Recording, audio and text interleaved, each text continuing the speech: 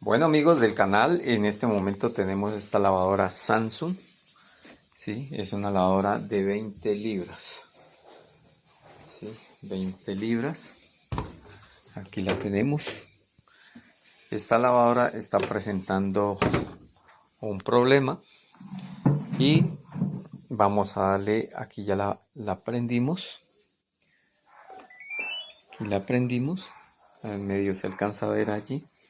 Y vamos a darle el testeo inicial. ¿Sí?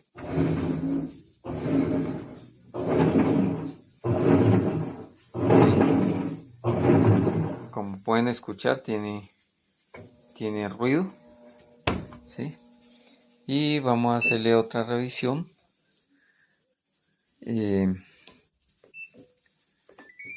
Vamos a colocar acá en centrifugar.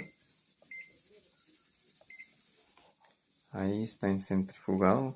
No sé si se alcance a verlos en cámara, no se alcanza a ver bien, pero vamos a darle y vamos a probar que la bomba, ahí entró la bomba, ahí entró, suena la bomba tiene cierto ruido también, y entró el actuador también, ahí ya entró a desengranar la transmisión. Y escuchen el ruido que tiene.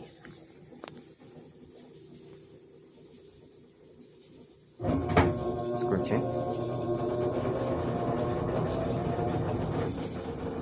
Tiene un ruido fuerte. Entonces vamos a revisarla para determinar cuál es la causa.